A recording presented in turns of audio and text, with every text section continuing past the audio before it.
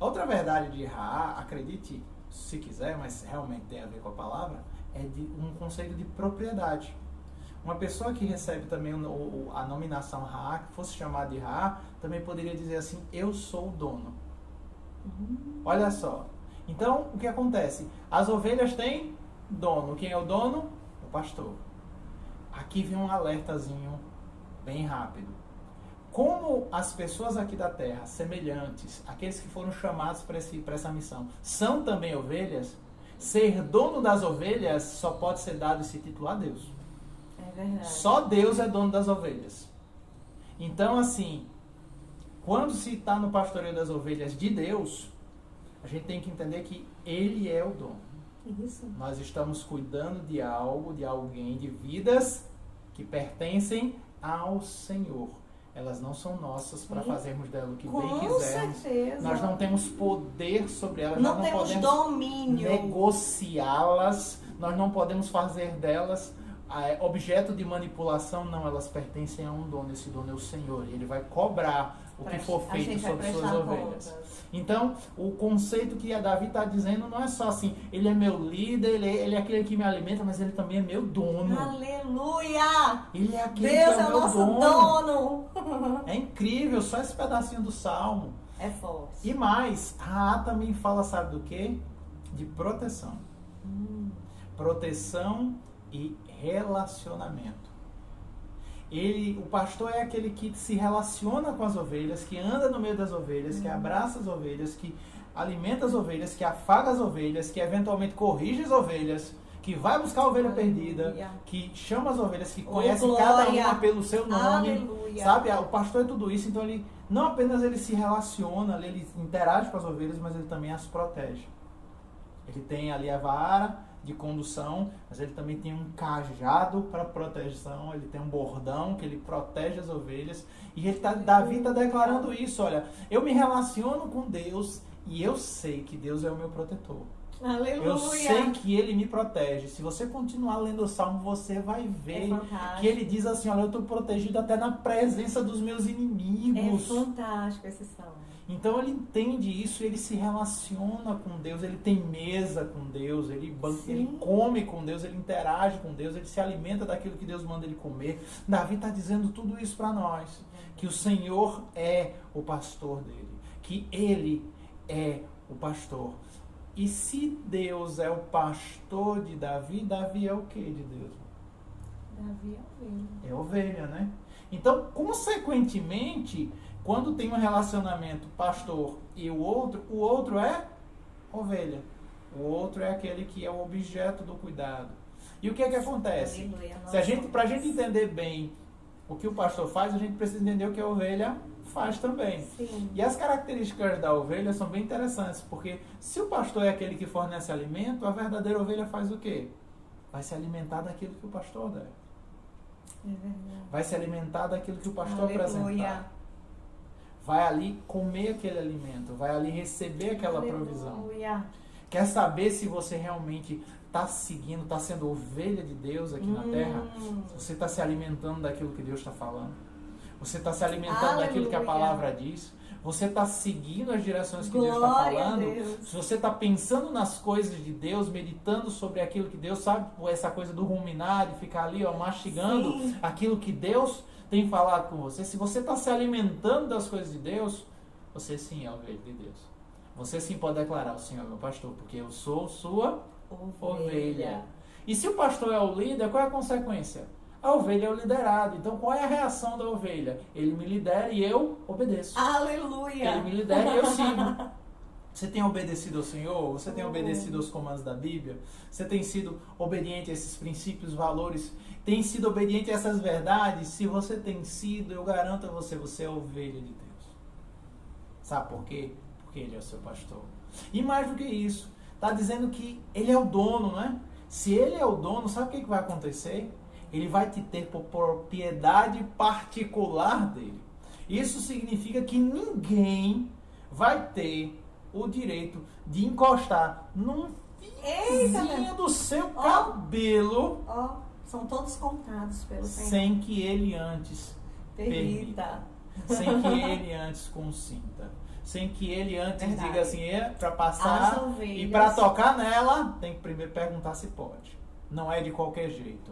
E, amados, é maravilhoso. A ovelha verdadeira, se ela entende que tem um dono, ela se deixa cuidar. Se deixa pastorear. Se deixa pastorear. E no pastoreio, às vezes, de pessoas, a gente descobre que tem gente que quer estar com a gente, quer participar daquele momento, quer estar naquela igreja, ou naquele grupo, ou naquela reunião, ou naquela célula, ou você bota o nome que você quiser, daquele ajuntamento, ele quer estar ali no ajuntamento, mas ele não quer ser cuidado. Ele não se submete a um cuidado, né? Existe muita gente assim, não aceita o cuidado que é apresentado. E quando tem esse comportamento, infelizmente a gente tem que reconhecer, sabe, que tá ali, é ovelha, mas não é ovelha que foi dada àquele líder. Pode até ser ovelha, mas não vai conseguir ser recebida e tá ali, e talvez tenha que ser tratada para entender o que é uma liderança, ou então realmente não tá ali encaixada e ela, na verdade, ela tem que receber cuidado em outro lugar. Existem dois vertentes aí, né, Cláudio? Existe essa possibilidade dela não ser chamada para aquele pastoreio, mas também ela não entende o que é ser ovelha também. Tem gente que está, a palavra fala, não é palavra de Lene. A palavra fala que na igreja, e aí a gente vê essa igreja física, tá? Tem joio e tem trigo. Tem verdadeiros e tem falsos. Então, assim, nem todo mundo que está na comunidade, né, é realmente ovelha, né, do Senhor.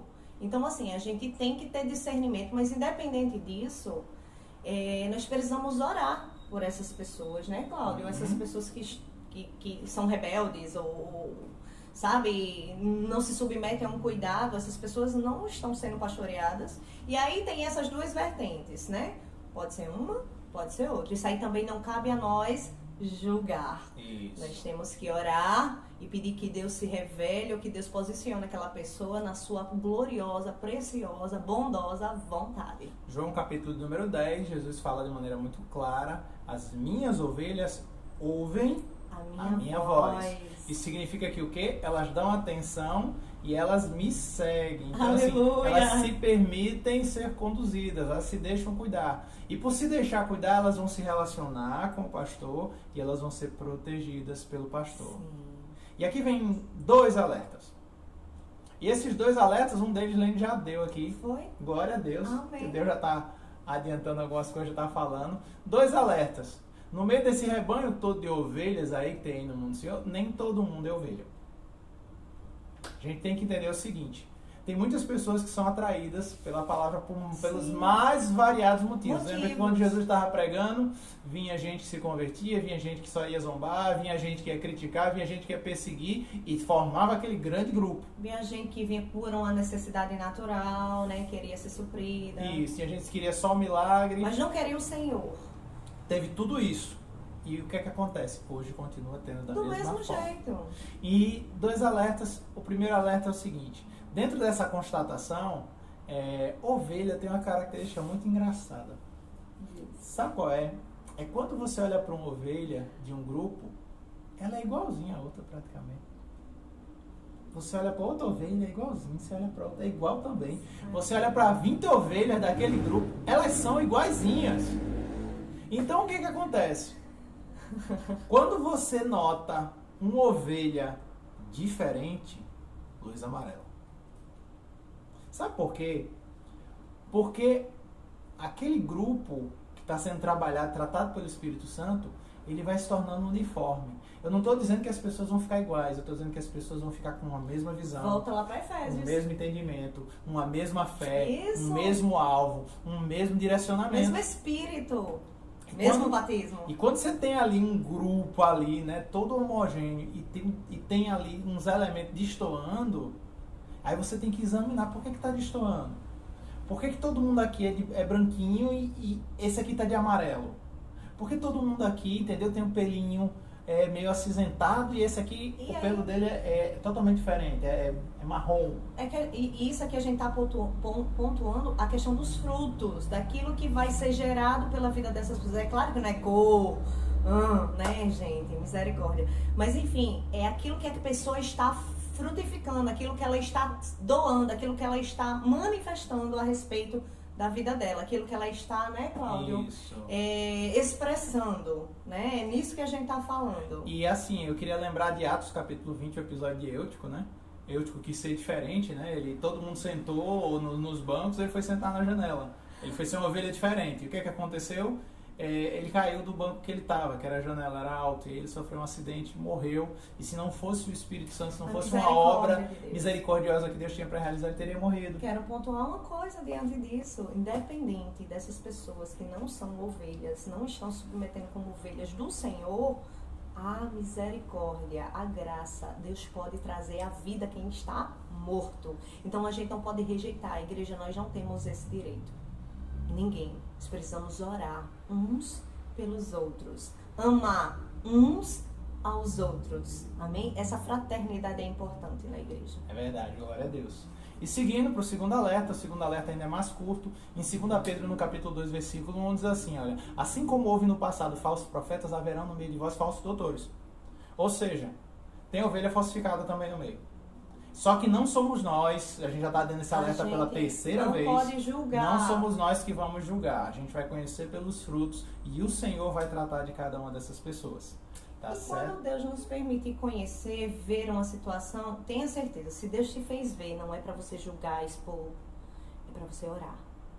A igreja que realmente, a ovelha que é do Senhor, ela entende o papel dela na vida daquele que está perdido.